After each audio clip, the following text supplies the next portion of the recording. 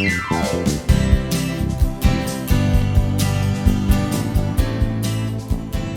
are listening to Specifically for Seniors, a podcast designed for a vibrant and diverse senior community. I'm your host, Dr. Larry Barsh. Join me and a lineup of experts as we discuss a wide variety of topics that will empower, inform, entertain, and inspire as we celebrate the richness and wisdom of this incredible stage of life. Welcome to everyone to Specifically for Seniors. I'm your host, Dr. Larry Barsh. Today, we're absolutely delighted to have Tony McMullen with us. Tony is affectionately known as Tony the Democrat, and his story is going to energize and inspire you. Back in March 2017, Tony invited 5 friends over to handwrite postcards, reminding voters about an important election. Just 5 friends, 5 postcards each.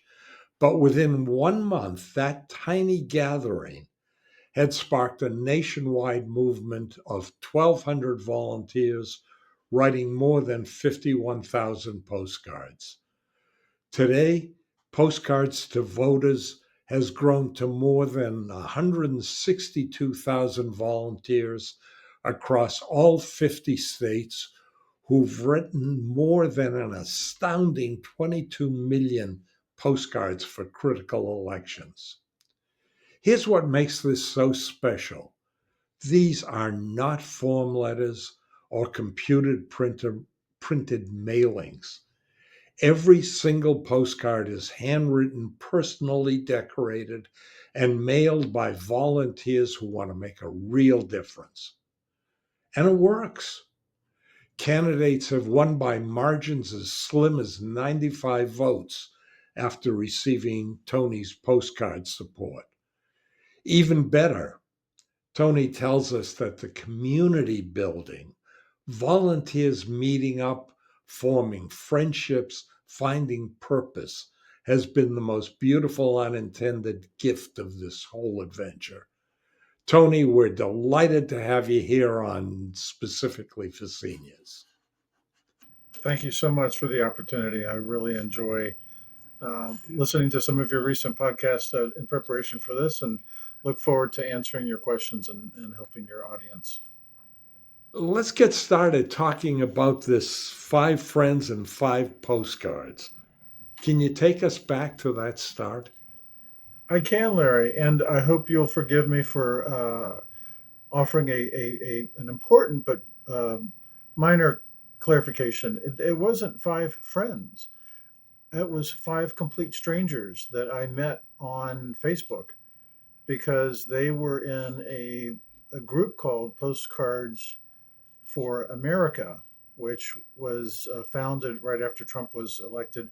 And they were writing postcards to elected officials and sometimes to company CEOs, trying to influence their actions. And they were talking about the special election in the district in Georgia where I happen to live that was having its first congressional special election in Trump's first term.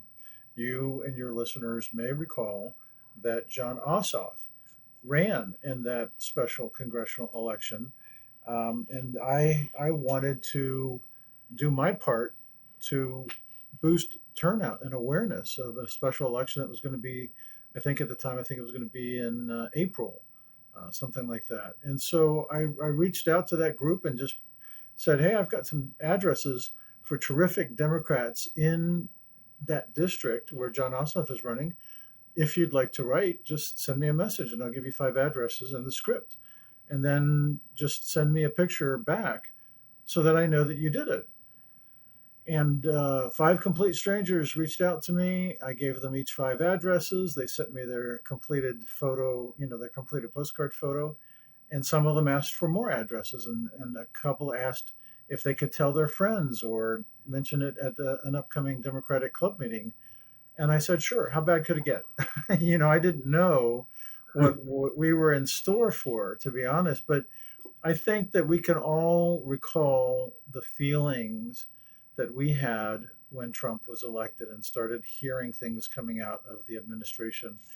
And it really turned out to be the case that a lot of folks wanted to do something.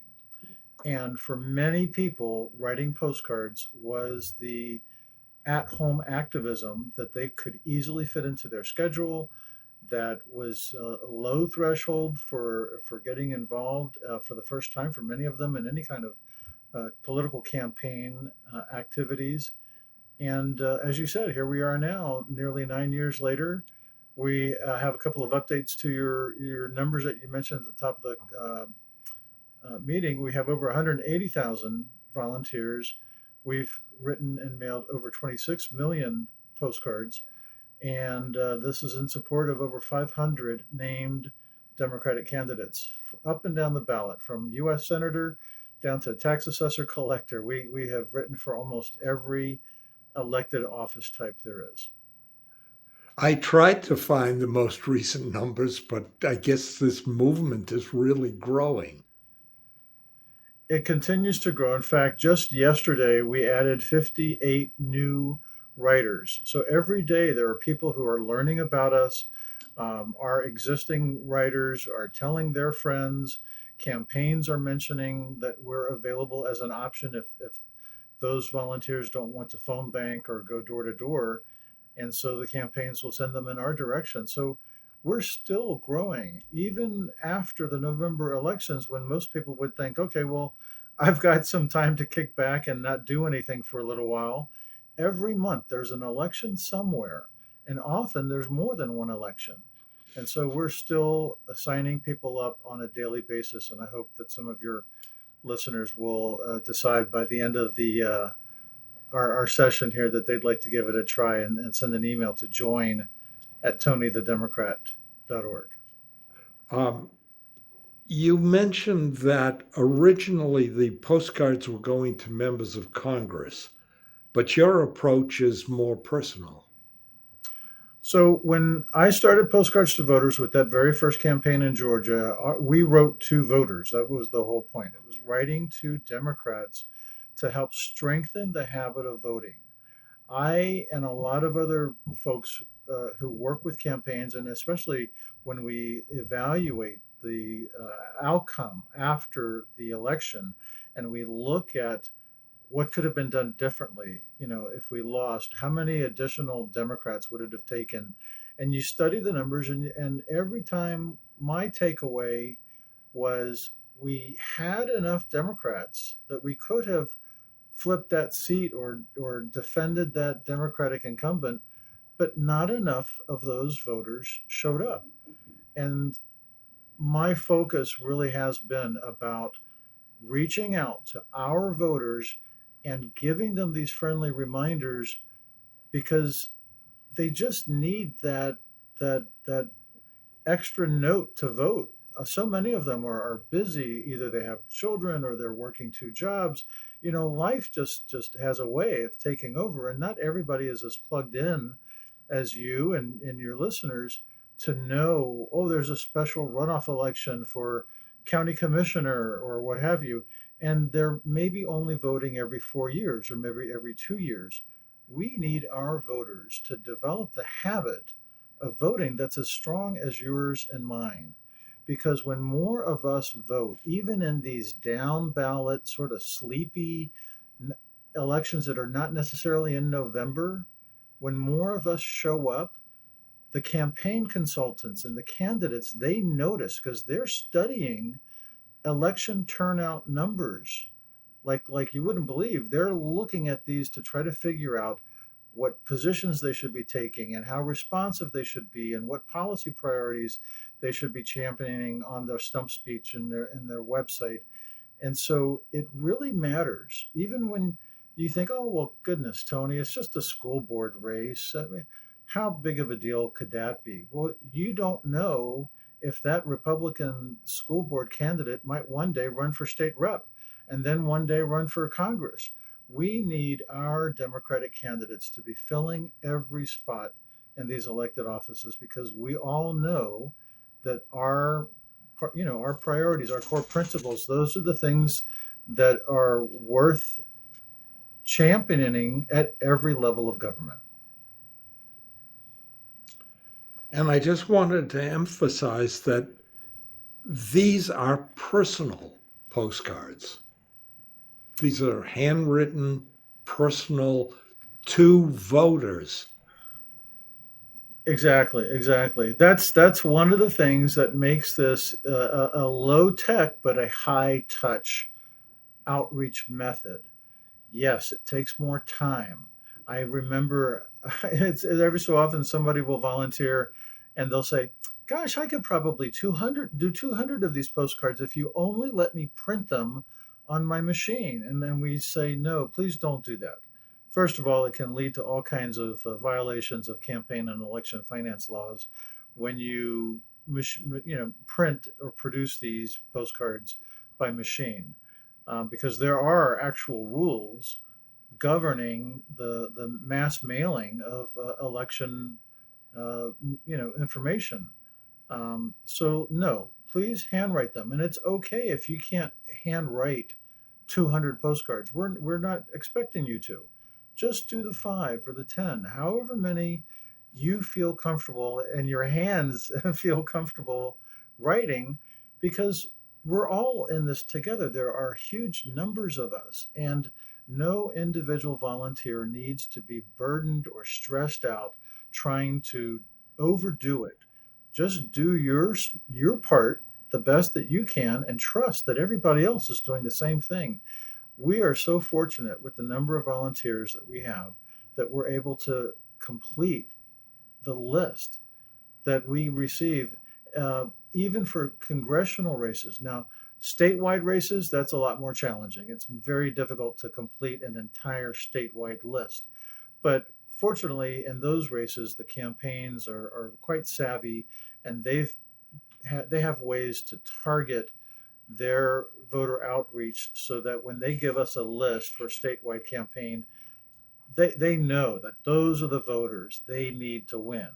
And we're not going to blanket the entire state of Democrats, because it just wouldn't be effective. And we want to make sure that our volunteers are only doing what's prudent and effective to move the needle on election day. So we keep mentioning volunteers. How does somebody volunteer and what's the process? The very first thing is to send an email to us, and our email address, I know you're going to put it in the show notes, but it's join@tonythedemocrat.org. That's JOIN, Tony, TONY, thedemocrat.org. And you'll immediately receive an auto reply from the system showing you the 3 required message items, the 3 sentences basically, that you'll want to write on either a piece of paper, or if you have postcards, write it on a postcard, take a picture of that, and then email it to us. This is our way, first of all, to assess the legibility of the handwriting for all of our volunteers. It wouldn't make any sense to take the time to spend the money on postage and mail a postcard if the handwriting is difficult to read, right? That wouldn't serve any good purpose. So we tell the campaigns this is part of our volunteer onboarding or vetting process, and that's the first thing.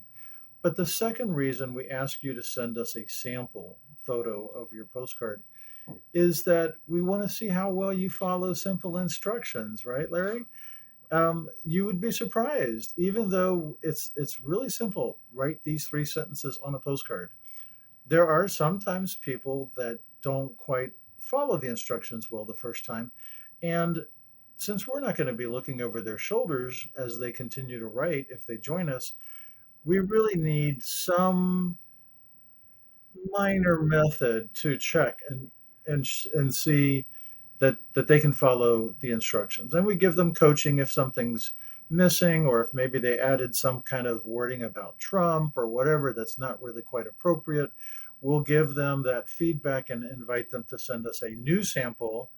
And it's just a way for them to demonstrate that they're taking this seriously, that they're going to be a careful writer for us. And then we have the confidence to approve them, and they're off to the mailboxes. What is the address again that they send the sample back? It's the same address, the same email address, join at tonythedemocrat.org. They can also just hit reply. Remember, they're going to get an email response from us, and they can just hit reply to that email and attach the photo of their sample postcard. Okay, now say they're accepted. What happens? So, not everybody who joins already has postcards ready to write immediately. If the volunteer, the new volunteer, tells us that it'll take them a little while to get the postcards or the postage stamps, we just invite them to email us when they're ready. Or they can reach out to Abby the address bot on the website or on our Slack channel.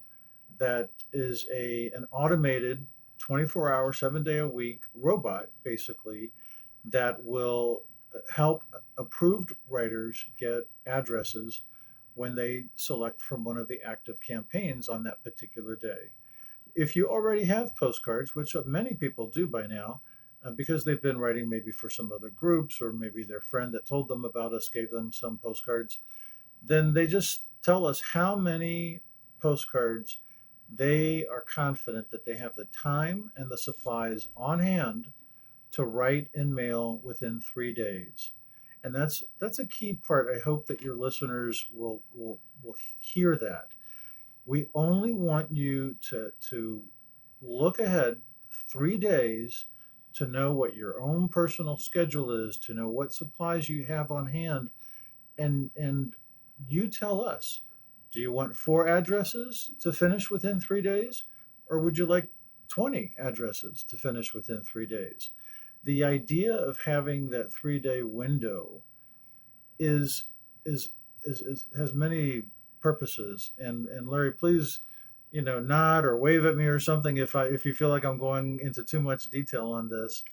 But I think that the 3-day window really makes what we're organizing here just that much more easy for folks, because we're not going to require you to write 200 postcards in a month. You write as many or as few as you think you can handle every 3 days. And if you run out of those addresses, let's say you finish them earlier than you expected, you can ask for more addresses immediately, or whenever you want, whenever you're ready. This is just a way for the writers to have less stress, to not be worrying so much. Oh, did I bite off more than I could chew? Or gosh, what if something comes up in their life and now they don't have the time? Keeping that number so manageable and totally in your control, I think, is what makes it's part of what really makes your participation in Postcards to Voters fun for you and not seem like a chore. Okay, a couple of things. You mentioned a bot that you write to get addresses. Yes. Tell me, tell me precisely what that's about. Okay. So it became very clear after the first campaign with 1,200 volunteers emailing me personally for addresses, 5 addresses or 10 addresses a day. I was not going to be able to scale this operation if it was just left up to me. And what ended up turning out very lucky for me that we had 5 different people. It just happens to be another set of 5, but it was 5 different volunteers that started to help me manually copy and paste addresses during that first campaign. We weren't going to be able to keep that up. I mean, everybody has jobs, and technology being what it is, I was fortunate to run into somebody at a meetup, a Democratic Club meetup, and his full-time job happened to be in developing interactive texting applications for businesses.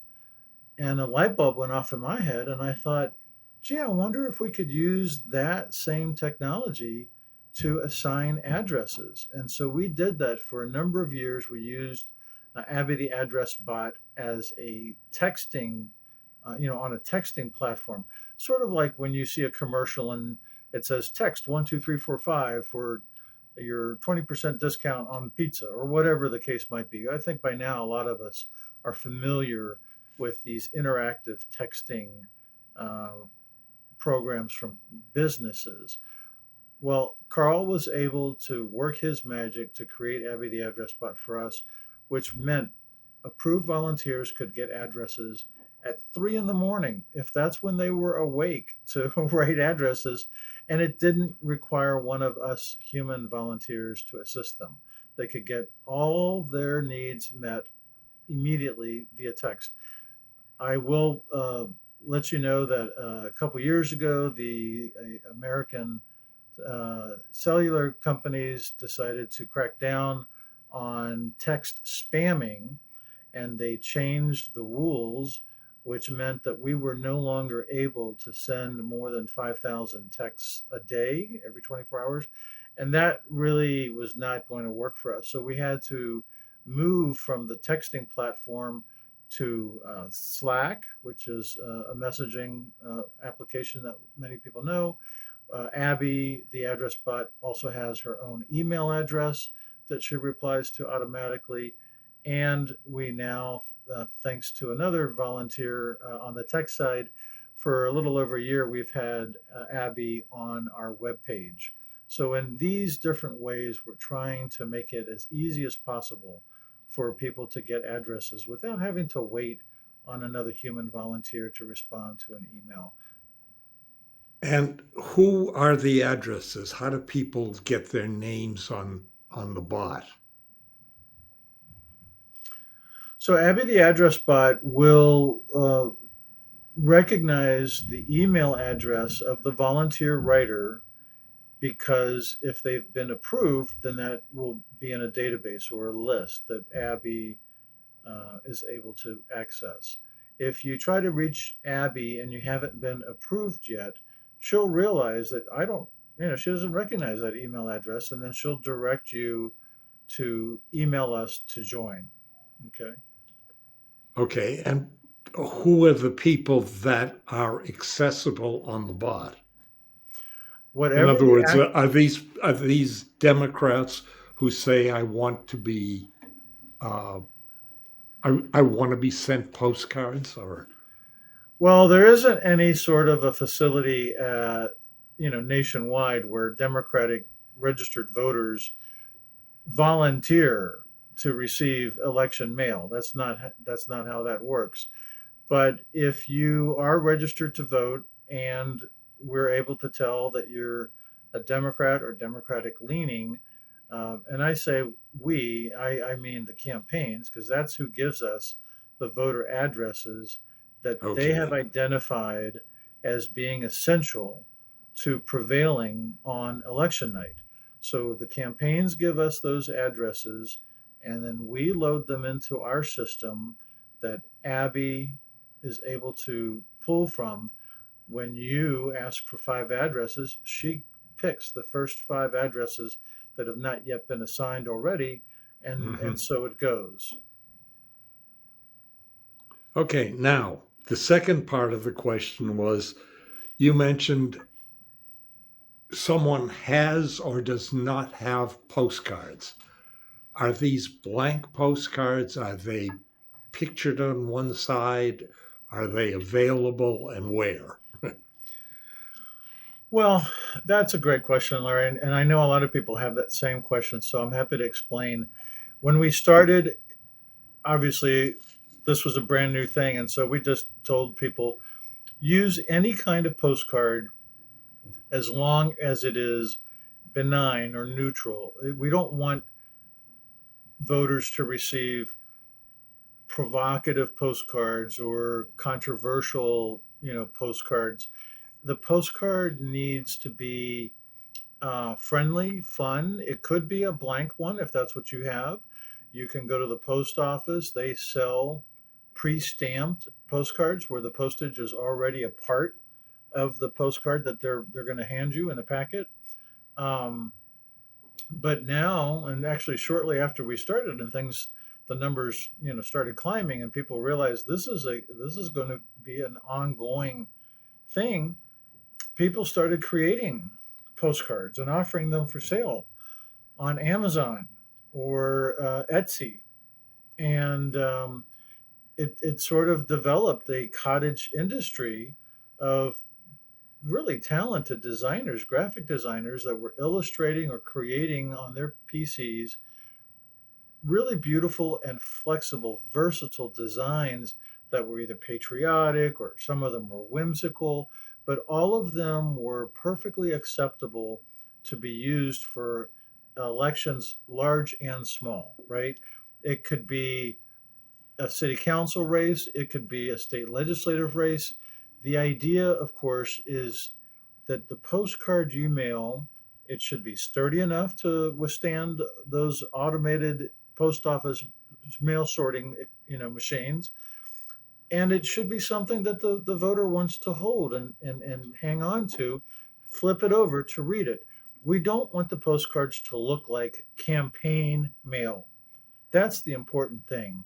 If you're spending the time and the postage to send these postcards to voters, you want them to read the postcard.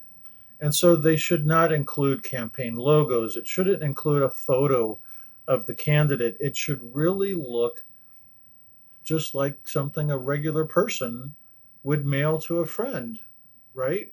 And so that's I think what really helps the delivery and the receipt succeed, because the recipient is going to go through their stack of mail, right?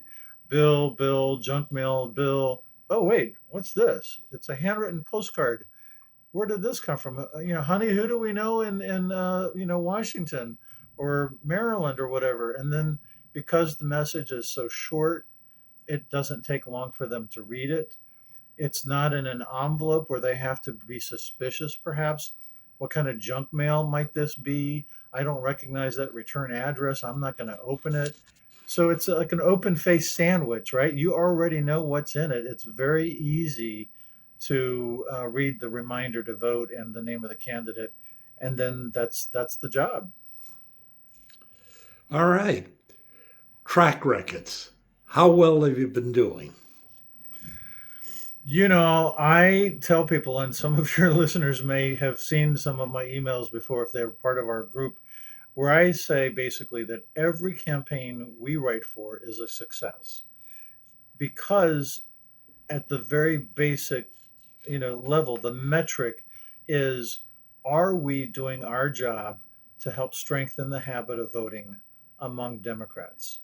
And by completing our mission and sending those postcards to the designated Democratic voters in that election, we've done our job. We've succeeded. The postcarding is just one element of a comprehensive get out the vote plan that is up to the campaign to pull off. We're not involved in any of those other get out the vote, planning decisions or the execution of the door knocking or any of that other stuff.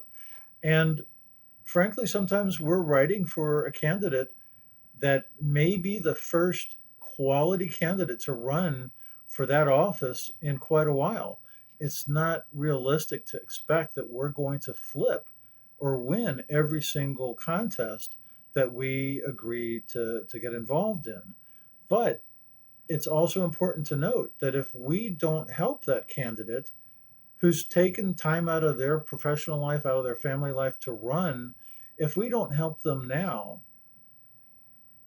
then how are we ever going to flip that district or that seat?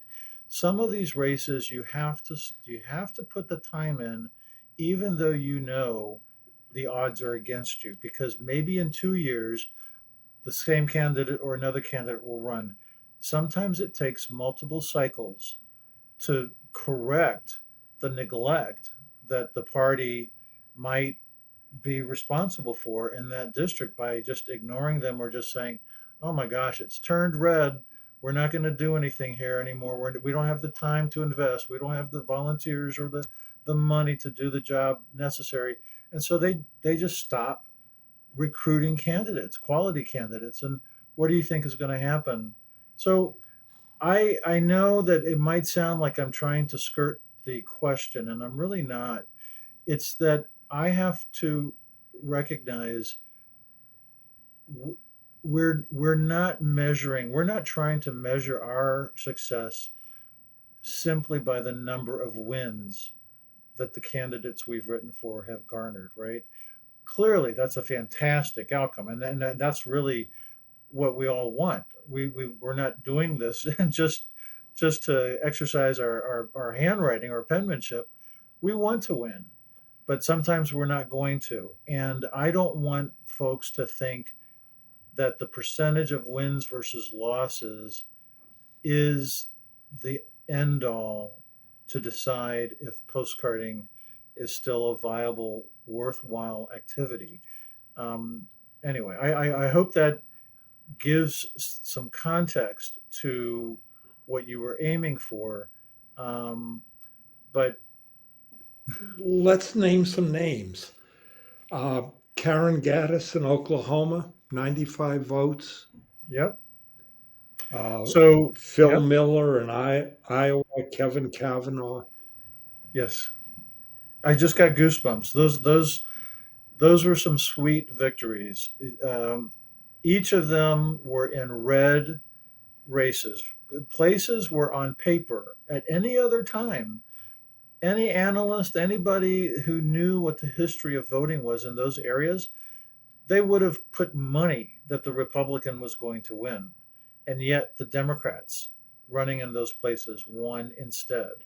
And as you mentioned, Karen Gaddis, she was our fourth candidate ever, and she won, I think you said, by 95 votes. It's a very low turnout special election for state legislature, and she was a 40-year retired public school educator. What a fantastic person to send to the state legislature, especially in Oklahoma, where they were struggling every single budget year with trying to prioritize the funding of public schools. And so having her as a voice in those meetings was of paramount importance. And Phil Miller, he was a veterinarian. I remember people telling me that they were so surprised at the postcards that were coming in from all over the country. In fact, that was the campaign where we were coordinating with the state Democratic caucus committee. We weren't coordinating directly with Phil Miller and his team. We were working with the caucus committee. And so the campaign volunteers in the campaign office, they didn't know that postcards were being sent until some of them started receiving postcards themselves. And other voters said, "Hey, how did you guys manage to pull off this postcarding thing?" And they didn't know because they weren't familiar yet with what our work was. They started taping the postcards to the front window of that storefront campaign office until the window became full. And then they started putting them on one of the interior walls. And of course, Phil ended up winning that special election. But it just goes to show the attention that these handwritten, fun, and friendly messages can have even in the reddest of places because there are Democrats everywhere. What we need to do and what we're working to do is to help those Democrats vote more often, and I think that we're achieving that. Um, Kevin Kavanaugh in New Hampshire, another one that won by Yes. less than 1,000 votes. Yep. Yep. Um, Exactly. And you've and got even ones you lost. you're right, Larry. Even ones we've lost. Cecil Webster was a candidate that comes to mind. He was running in a special election in Texas um, for the state legislature. Now, I don't have the numbers in front of me, but at the time, it was something like an 85% or higher red district. So we're talking about, you know, a challenge that was just probably insurmountable. But it was a May election or something. It was something where we didn't have anything else going on. So we had the capacity. And I used to live in Texas, so I checked in with a lot of my Texas Democratic friends to ask, well, who is this guy? Is he running a serious campaign? Because I don't want to waste our volunteers' time if we've just got some perennial candidate running in a super red district and they're not even mounting a serious effort. We need to respect the time and postage of our volunteers, and really just make sure that we're not what do you want to call it, just being superfluous, and the campaign's not pulling their weight. But everybody told me that this veteran, this attorney, this African American Democratic candidate, if he was running almost in any other place in Texas, he would win. But he just happened to live in a ruby red district, and there was no chance he was going to win. Well, we wrote for him anyway, right? In fact, we wrote his entire list one full time, and then we wrote a quarter of it a second time before we ran out of time on the calendar to mail them safely. And he did not win, just as expected. But maybe a few days after the election, I received an email from somebody who identified herself as a resident of Cecil's district. And she tells me in the email that she's a member of a secret Democratic Women's Club. And it's a secret because they're worried, the members are worried that if their neighbors and their employers and their customers found out that they were Democrats, that they might not get business, they might lose their job, they might be blackballed. And so she wouldn't even tell me the name of the club out of worry that somebody could figure out who the members were or where they were meeting or whatever. But here's the part that really touched me, and it's been years, but I still remember. She says that everybody in her club received a postcard, and they were so touched that these volunteers from across the country, even though we had to have known Cecil had no chance of winning, that we wrote to them anyway. They voted in their club to write 1,000 postcards at their monthly meetings for whatever candidate was active at the time with us. And I mean, just what a touching and unexpected outcome. Even though Cecil didn't win, these everyday voters, just like your listeners, they saw the power of those postcards in their own mailboxes and the organic conversations that they generated between neighbors and friends talking about a candidate because some volunteer wrote them a postcard about it. And that's the thing that happens with every campaign we do. Even though we might not get an email every campaign from somebody in a Democratic club doing what they decided to do, we know that it's working. And I can't think of a time that something like that happened with phone banking. Let's say, for example, you just there's something about holding that postcard that somebody's handwritten that just affects you differently than some of those other traditional voter outreach methods. And that's part of the community building that we mentioned in the introduction as You're an right. unintended consequence. You're right. You're right. People get inspired. People see postcarding as a relatively easy thing for them to do. And some of those folks then invited their friends to write with them. And some now have large groups of volunteer writers who look to them as sort of like a community organizer or a neighborhood leader in politics. And I'm sure those writers never set out to be in that role. But because postcarding is so easy, it's not hard at all to convince people to follow your example and write just five. You don't have to write a lot. If you got five people and they're each writing five plus your five, well, that's 30 postcards, before you know it. And the thing about postcards, I guess it's almost like with potato chips. I can't remember what the potato chip brand used to have a commercial where you can't just eat one.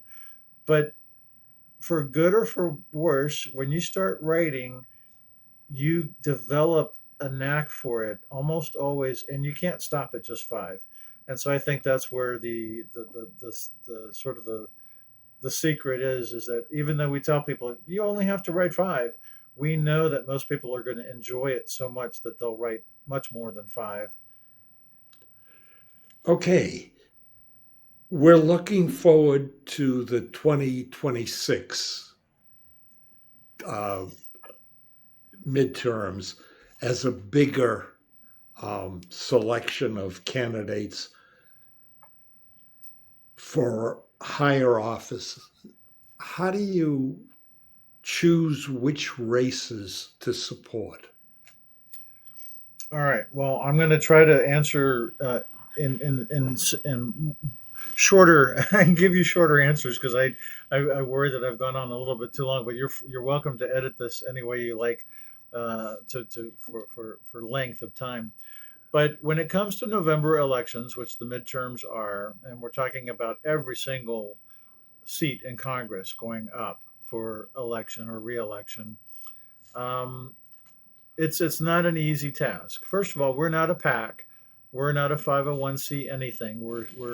We are casually organized volunteers that are unreimbursed for our efforts, and so it's not like I have a huge team of researchers that are reading up on every single race in the country and trying to score them and this and that and the other. So the first thing really is, does the campaign want our help? We have a web page where campaigns and candidates fill out a short questionnaire to let us know that they're interested in our volunteer help. It starts there. They have to tell us that they want our handwritten postcards. From there, then it's a matter, especially in the November elections, which is what you're asking about, it's a matter of trying to estimate our writing capacity. How many volunteers have been engaged with us recently? Yeah, even though I told you I have over 180,000 that have signed up over the nearly 9 years, that doesn't mean they're all still writing with us. Some of them get involved because of a big splashy name, maybe a Stacey Abrams or a Beto O'Rourke, or maybe there's like the Wisconsin State Supreme Court race that we had in April, something that grabs the attention of Democratic activists from around the country is just going to increase our numbers during that campaign. But maybe they drop off because they're not interested in writing for a mayor's race or whatever else that we might be doing next. And that's okay. But the reason I mentioned how why it's important for the number of recently active writers is that I'm using that to project how many addresses could we accomplish in the next month. I've got to balance the the available resources to the demand. Every November, we probably receive around 300 or more campaigns that ask for our help.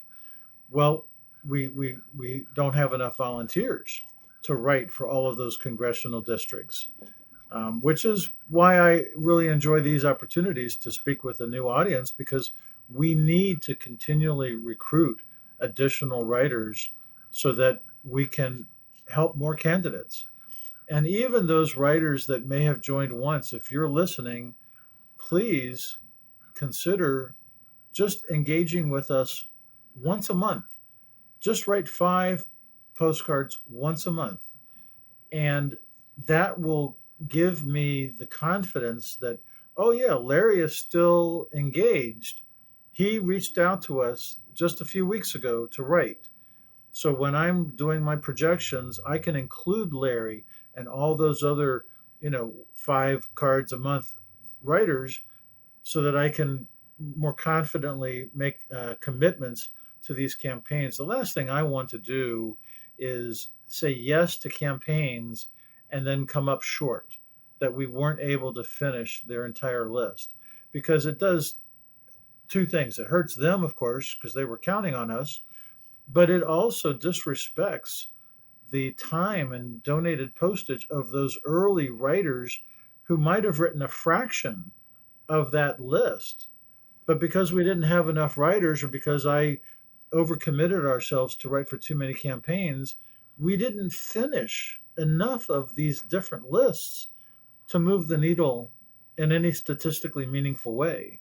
And that's just a disservice to the volunteers, frankly, because what's the point of writing tiny amounts for lots of candidates if none of them are a high enough number to really make a difference in the outcome? Does that make sense?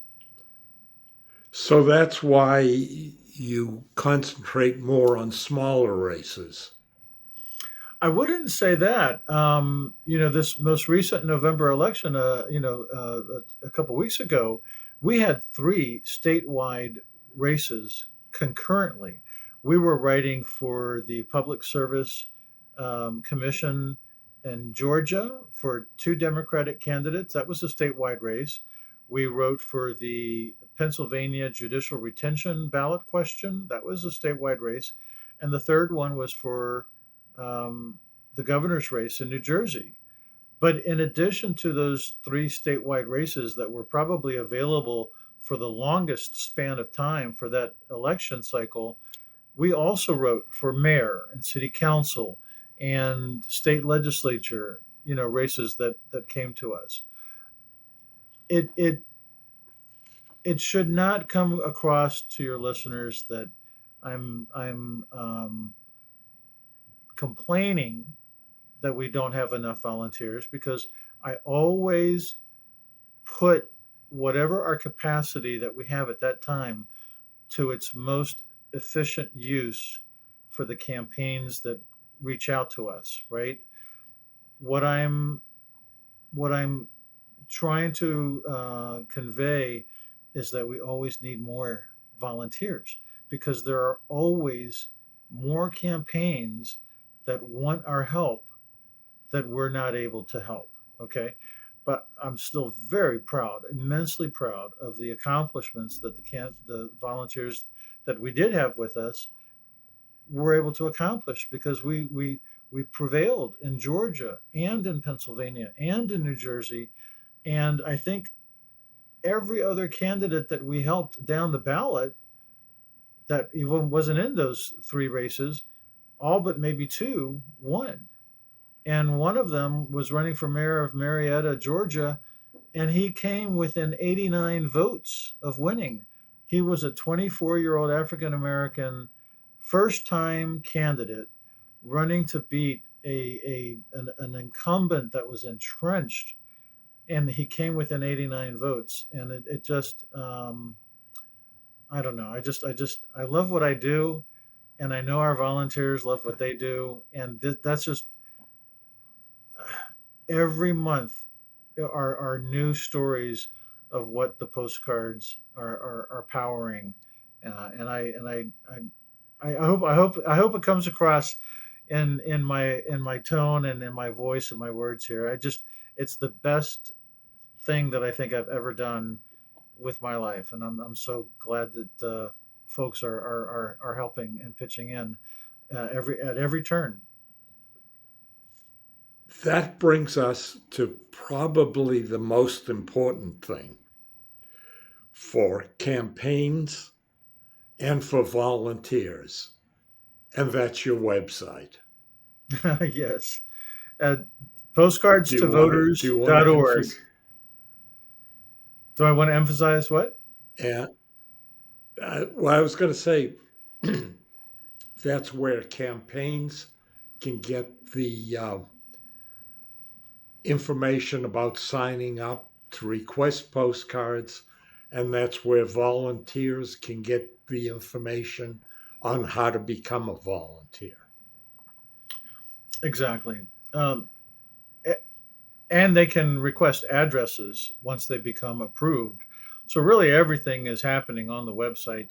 It's postcards2voters.org, and that's plural postcards and plural voters. I know you'll include it in your show link, your show notes. But that was, by the way, I just want to give a shout out to the volunteer who back in 2017 helped us put that together. We we were, I mean, everything you see is done by one or more volunteers.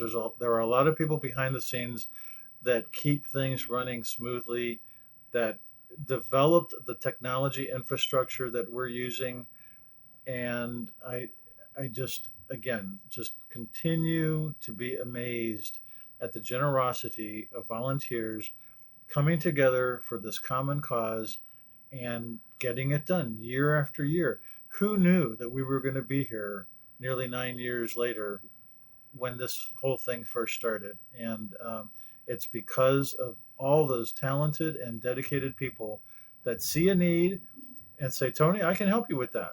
And then they do it. And we've got a team of people that are reading emails from folks that want to join, and they're working almost 18 between the whole team of them. They're covering almost an 18-hour a day shift from east to west coast, answering these emails typically in less than an hour, so that prospective volunteer writers have a quick resolution to their question. They get on board and writing quickly. Um, it, I really hope that all of those people, um, their first name, the Democrat, we're all blank, the Democrat, and we're all getting it done together. And I'm just really so grateful to everybody. So there are no requests for donations. It's all a volunteer organization. Well, good point. So there are things that cost money, obviously. You know, technology doesn't come free. So we do have ongoing monthly expenses. Fortunately, we're a pretty flat organization. And so we don't have the kinds of salary expenses or office space or, those kinds of, burdensome and quite expensive things to pay for every month. But there is a donate page on the website. Folks can either mail us a check or they can set something up securely to donate one time or even to set up a monthly recurring gift. I remind people that having a recurring gift set up really gives us the budgeting confidence to say, to pay for something that's on maybe an annualized fee, like a subscription for one of our back end data analytics tools called Splunk. Well, that's $1,800 a year.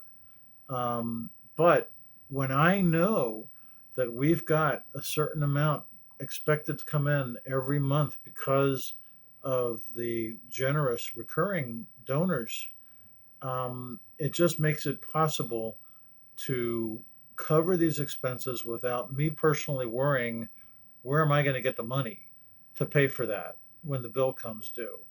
Um, Still, though, in the scheme of things, the expenses are not as much as one would think overall. So even just donating $3 a month or something like that, when you add it up, it definitely goes a long way. And I'm so lucky. I think we've all been um, fortunate to come up with this program design so that we've never had a time where I wasn't able to pay one of our vendors or to pay for one of the services that we rely on. It's we get exactly what we need, and not a whole lot more, which is that's better than the opposite, right? Coming up short Mhm. when you've got bills to pay is not a good feeling. So I want to thank the donors out there who've been with us, and for all those, whether it's a one-time donation or it's a monthly gift, it really continues to help us grow and reach more voters.